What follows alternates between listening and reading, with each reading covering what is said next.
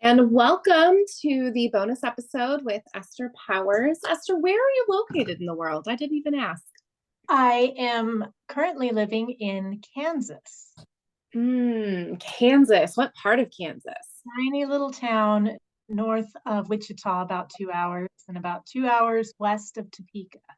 Yes, I know some Wichita women. I've had several Wichita women on my podcast a few seasons ago. So Esther is a 5-1. We always have a backstory how two 5-1s meet. We met in a 5-1 group on Facebook, naturally. And you're a reflector. And the moment that you posted about that, I served over 300 clients last year, and not one was a reflector. And you're 1% of the population. So I'm dying to know, what is it like having all centers open? I have a wide open solar plexus. So there's where my experience comes from. I just have the hanging 39 to potentially light up my solar plexus. And that's my purpose in relationships. Super fun with that 55 and having a mother with that full channel. What's it like? It's always a funny question, Katie, always a funny question because we only know what we know, right? Exactly. What else would you compare it to? Yes, exactly. So the best I can make guesses, based on what it's like to be in other people's auric fields or in different spaces and process that. But it's a tough question to answer. And what's fascinating to me the most, I think, is that yes, reflectors are 1% of the population. However, in order to make a reflector, it just means that there aren't a lot of gates, and they aren't connecting. So I've actually met through reflector groups and things a handful of twins, so to speak, people who are born the same day or who have very similar charts. So it's just so interesting to me because we're each so unique no matter what our type is, no matter what our chart is, we are a completely unique human being. And I find that it's actually, like, to me, it's the heavily defined, like, manifesting generators or the projectors who only have one or two centers open or that sort of a thing, who seem so unique to me because there are so few that would have an identical chart for them, you Mm-hmm. know?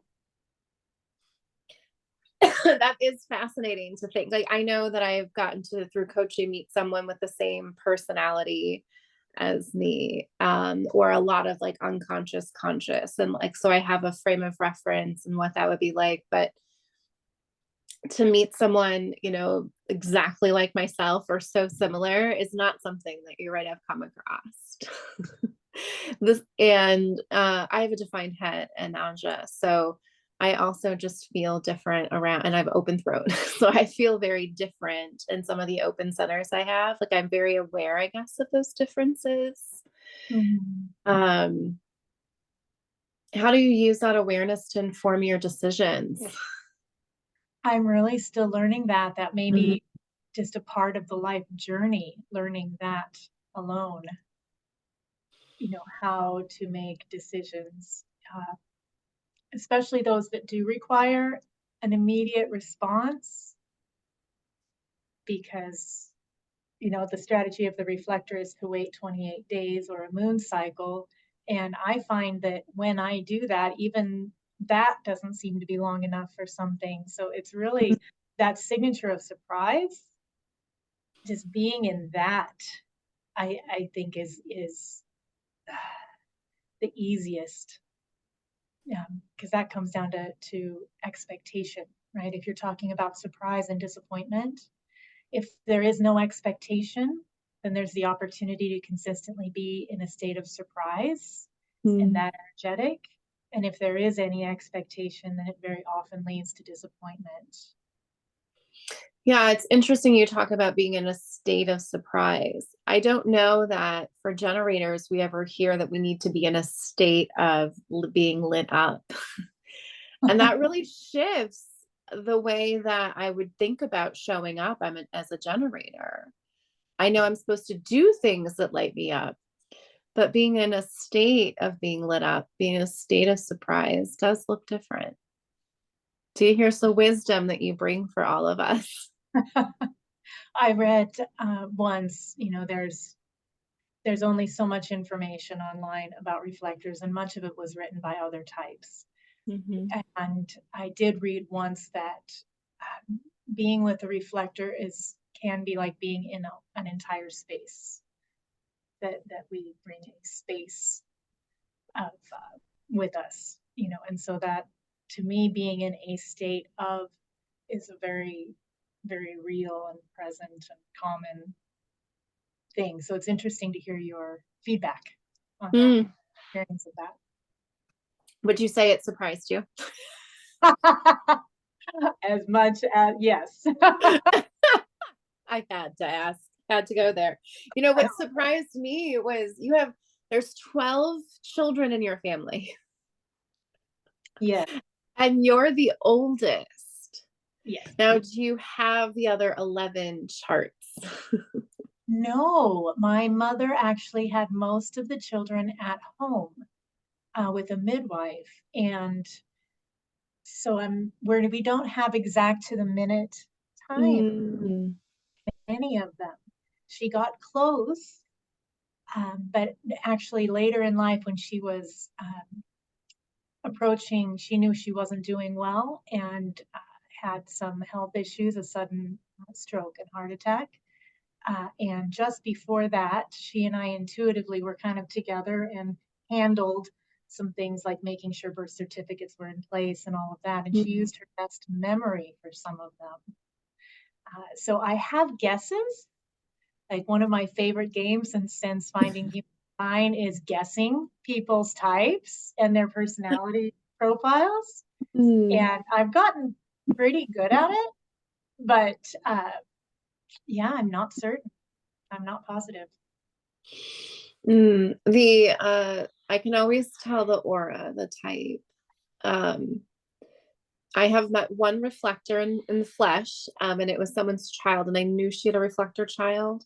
But the minute that I was in that kid's presence, I knew that he was different. Because I have an open throat, I can always feel the manifesting generators and the manifestors. Mhm. And projectors just do what they do with their energy. So I always know when I'm around one of them. Yeah. Yeah, Mm. interesting. I'm pretty certain that the brother who followed me, I was 13 months old when he was born. I'm pretty certain that he is a generator, just straight up, Hmm. with an emotional defined center, Mm. just because of what I've learned and when I reflect back on what it was like and that sort of thing. However, going from memory, Yeah. it's tough to know, and so yeah, I make my best guess. Mm. And homeschooled until seventh grade has, I imagine, is a reflector's dream. It's I have some a good very sorry. yeah. I would say some good parent choice there. Your soul chose wisely to find that's not something that's common. 100%. My mom really, one of the things with reflectors is not being seen, right? That's just a hang up Mhm. that we tend to get to work through, feeling invisible. My mother definitely pegged me as a little different Mm. from the start and she had a couple techniques with me. She would send me out to walk the dog or to go outside and play with the animals when I would get too wound up, which now I know was absorbing too much energy. And she, at the time, we're talking the early 80s, right? Mhm. And Redlin it was being sold very actively. And we didn't get to talk about this much, but I think that her perception at the time is that I would have been diagnosed as ADD. Mm. Um, ADHD wasn't even a thing yet, right? But that I would have been diagnosed and recommended some of this medication, and she was very much against that. And so I think she sort of stubbornly created her own way. Yeah, I think I had a same wise mother. My mom was a 5'1". I don't know if you know what your mom was, but um, I was failing penmanship and math in first grade. And I was the last one to tie my shoes in kindergarten. So also probably would have been given, I have a wide open solar plexus. I'm nervous there. And Mhm. um, I have a defined head. So I have my own thoughts about what I should be learning. And so Mm. when they sat in conferences, my mom said, well, did you ask Katie why she's putting 0 and 1 for all of her answers? And they said no. And so they went out to the hallway to ask me. And I said, we get to read our book. When we finished, I wanted to read. And also, I was in the second reading group, not the highest, because we always get the projections. And so I made a pact. I would do my math if I could, and I had to show that I'd already read all the other books. And I got a special like pass in the library to read the chapter books. And then math was fine until long division. And then I had someone that did my homework. Like my mom let me always skate by in math. So much to my surprise in the business world, I've done a lot of spreadsheeting. It turns out accounting is one of my greatest business skills, and even design that I bring to the table. There's a lot of ways that you can do accounting and transposing numbers. But as a 17 personality, like I'm a pattern interrupter and I see it in numbers, which is hilarious to me. I didn't want to do spelling either because I was like, oh, I'll just do that on the computer. And like we had I'm born in 83. Like we had the same like one computer, the computer lab. I felt Mhm. like I just had this like, and my mom, instead of investing in a math tutor, they invested in tennis lessons and that paid for college. And, then I went to a liberal arts school. So I'd only had to take one more math class.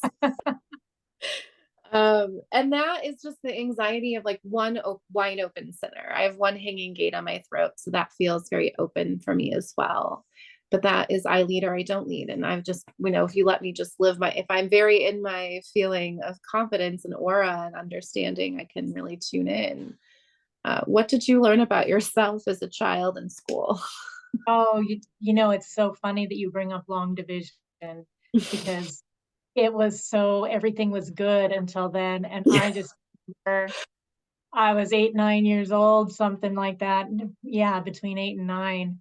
And man, my mother and we both had such a tough time. There were so many tears over long division. I could hardly get it. So many tears for something that I can do in my pocket. It's amazing. And then just like you, once I started doing the ASVABs and the aptitude tests, which Yeah. scored way high in math and science. I just sort of learned to calculate. So the best part for me, I think, of being homeschooled is I learned how to think. I didn't learn how to memorize. I learned how to solve problems. I learned Mm. how to be creative and just find a solution. And that was honestly probably the best gift. Just Mm. helps me in That's a so little 5'1" child's dream as well. True, the fixers. And as an only child, so social anxiety, that's what lives in a wide open solar plexus. And with the Mm. 39, like my energy can provoke, and I can also feel the 55 because it's in the transits a lot. So I could be moody. My mom had it, so I could really be moody and open throat. I never said the right thing, like the amount of social anxiety for me. But I also had to figure it out because Mm. I was an only child. And so it was either make sure you find a friend, like get out of your comfort zone. But that took me that was adulthood. That wasn't, school, I think really stifled that and probably created a lot more of that. Mm. Yes, I can relate to a lot of that. Did you experience as well, like when I look back, when I discovered human design and I started looking at the personality profiles, I reflected back on different times where I would be accepted and then pushed out, Mm. Oh my like goodness. evicted. Yes. Yes. And then to have a best friend who's a 1-3, now that I know that, tell me that I like this is just, I'm the problem. Like she's just projecting. But yes, all of these in and outs. And when I understood like why I show up and, how I do that. I'm having the most fun making the most money in my life because I'm just aligned. I get people ask me for my opinion for a living as an executive coach. People, I literally on Friday, someone said, that's a very controversial statement for some people. And she happens to be a 5-1. But I get to disrupt what people might normally want to avoid, and they give me money for it. So I've really felt aligned in my life. How do you make your way through careers with this same experience that you're going to have in school friendships as well? I'm not going to pretend I'm good at it. I could learn a lot from you. I really enjoy your branding, and I honor you for finding your way with that.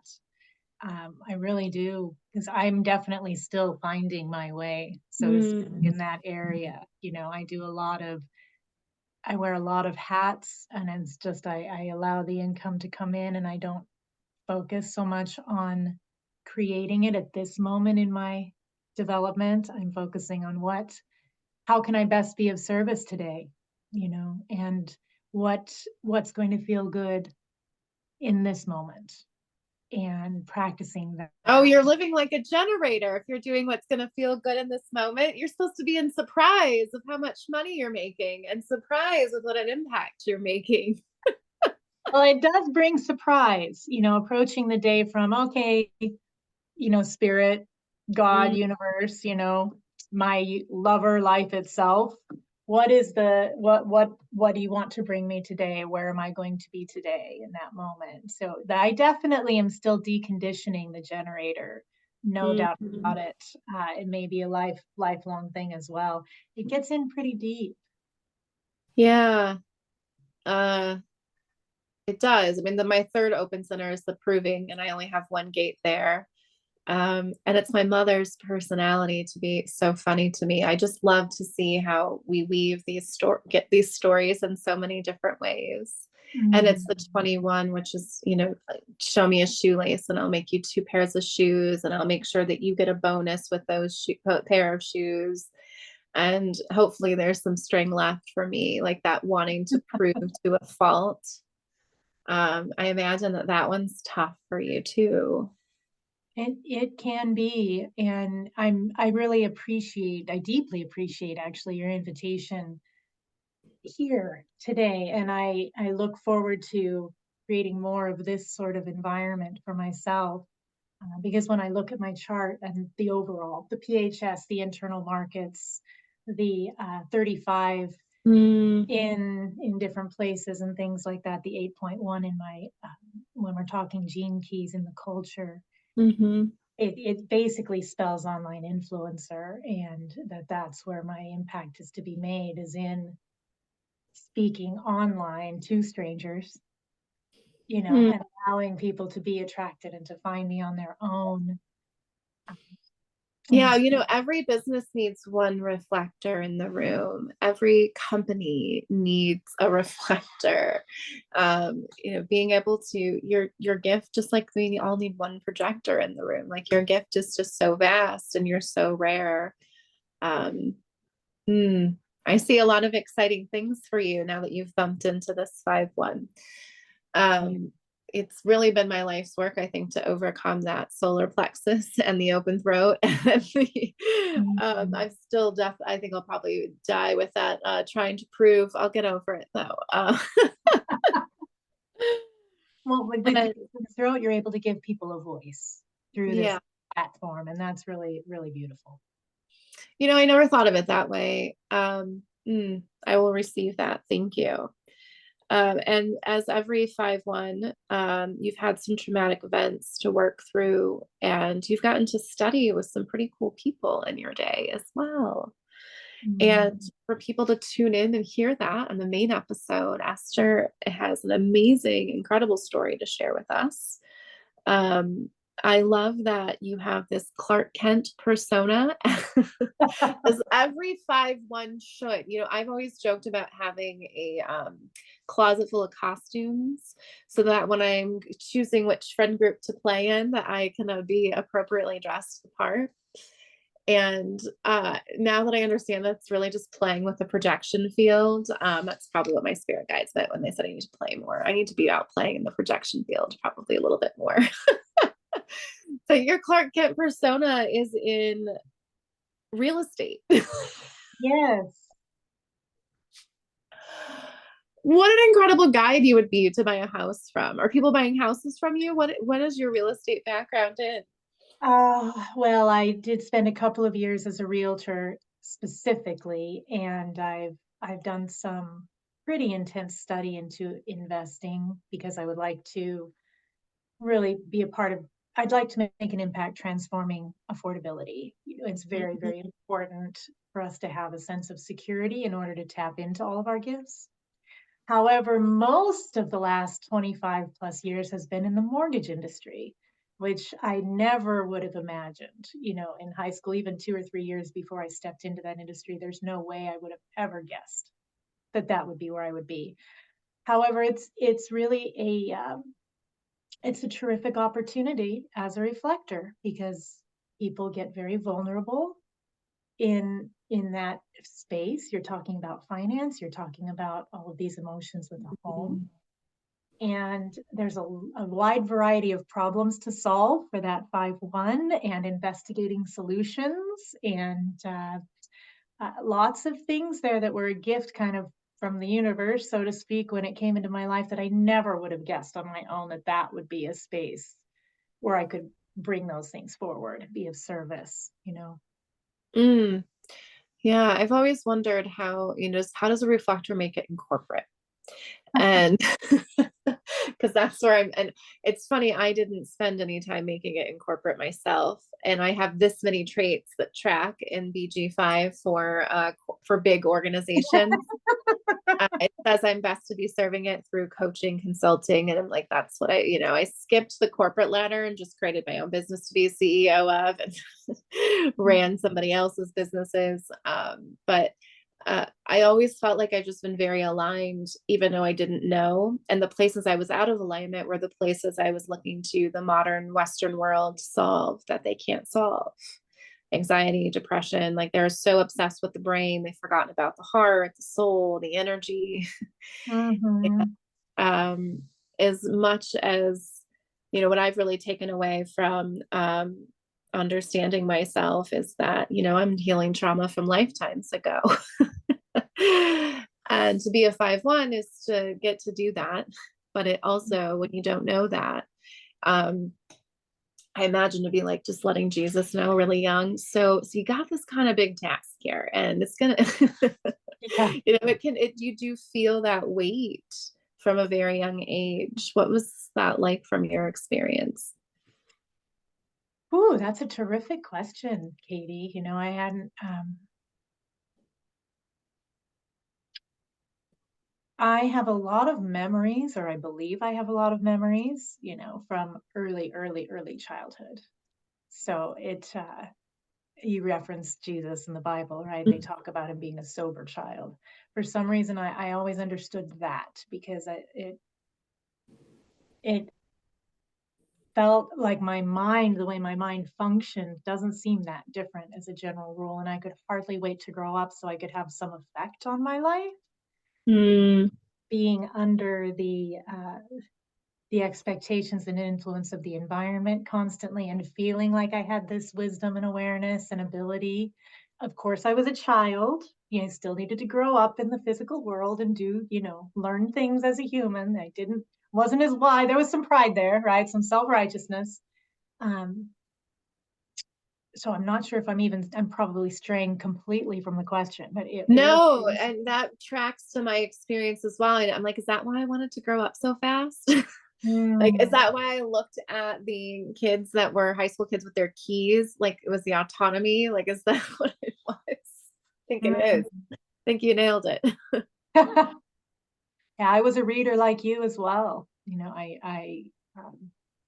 Part of the reason mom homeschooled me is because I pushed it. I at 3 and 4, I wanted to know what those signs meant on the side of the road, and I was driving them a little nuts with all of my why and read this to me, and said, no, you learn to read. And then that reading books became a whole world Mm. of diving into stories. And I really got into do you remember Frank Baum and the Oz books? I was reading those thick novels at 7, 8, Mm. 9 years old, 6, 7, 8, 9 years old, disappearing into this world of Oz, things like that. So I can relate to you there. And when you say early memories, what's your earliest memory as a child? How old are Oh you? my goodness.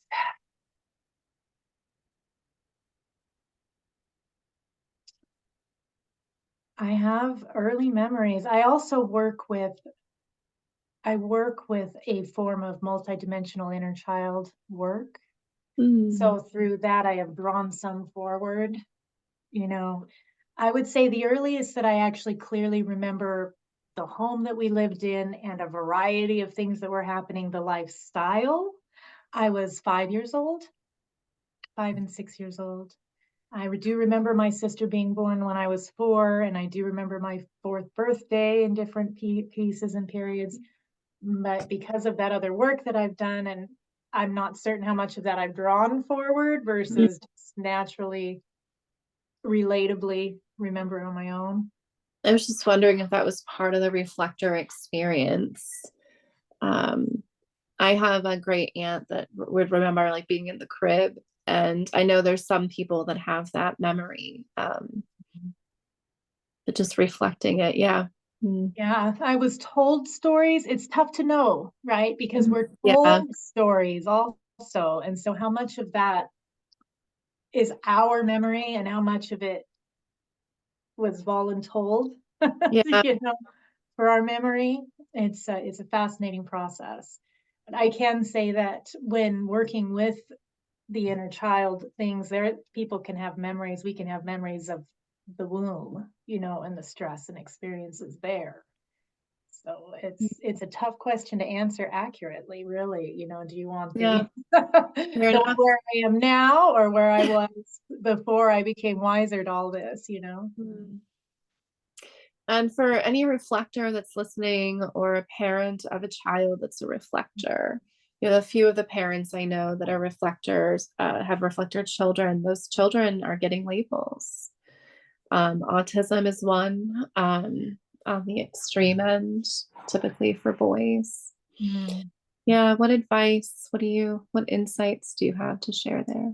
Well, it's actually, I was reading recently in one of our reflector groups about a lot of us females who, as adults, have been taking spectrum tests.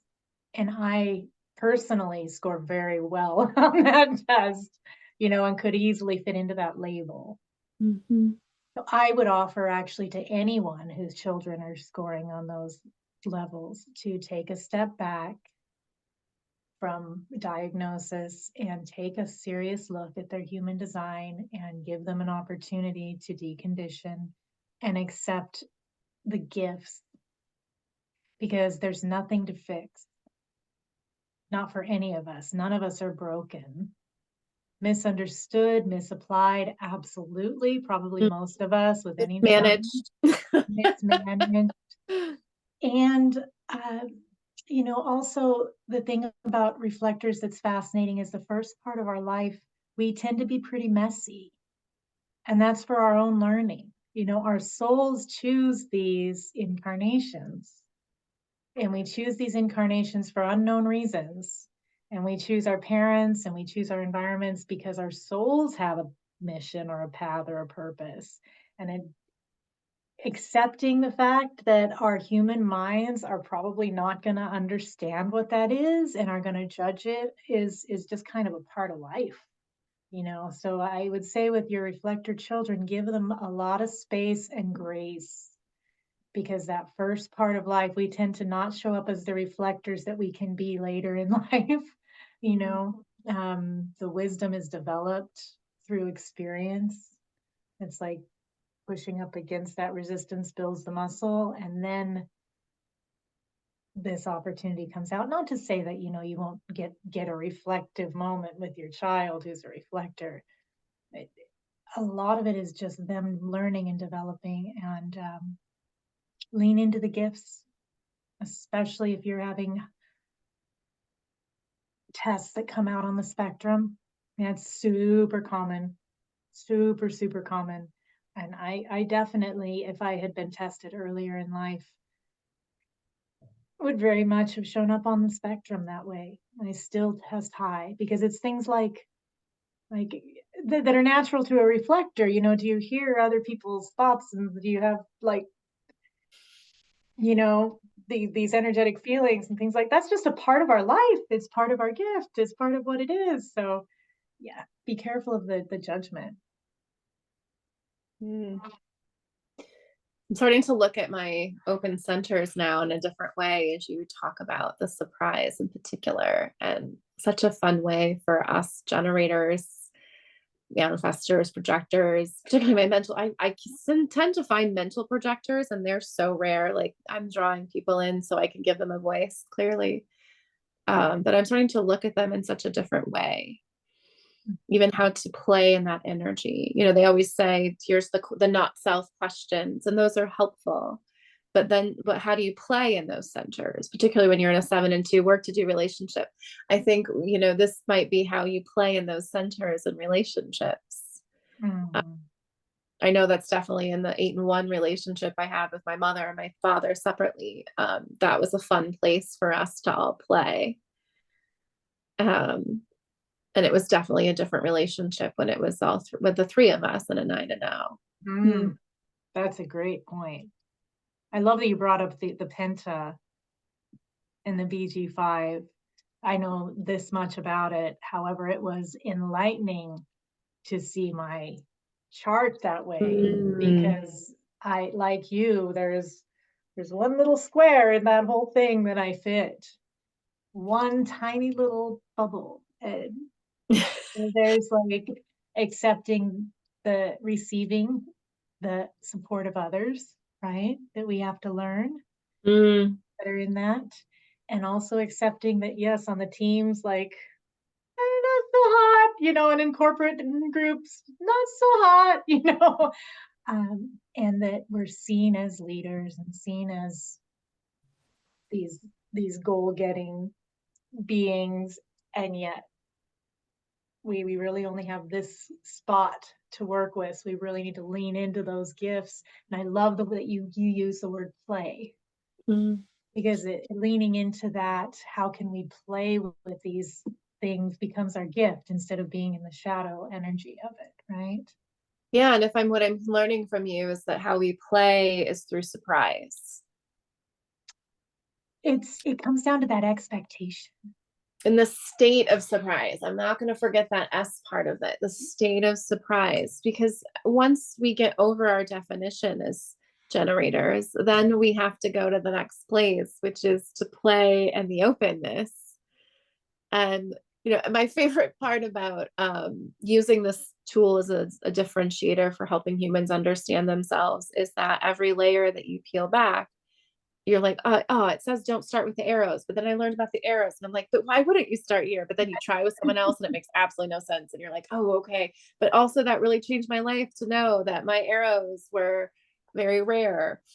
Um, so state of surprise, when I think this year I'm doing my experiment, I think everyone should experiment with themselves. When I owned a CrossFit gym, I had experimented with food and learned about my body and what it was meant to run with. And you know, as I experiment this year with the neutrino stream, and also experimenting with seeing how my energy shows up differently in the openness, and knowing that, and this is where I'm going to start to get to read energies like you do, because I'm starting to play and not what makes me, but what makes me not me.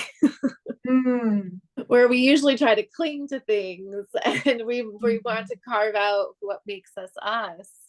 But the surprise is actually getting to walk in the room and, you know, see what's there sometimes. Mm-hmm.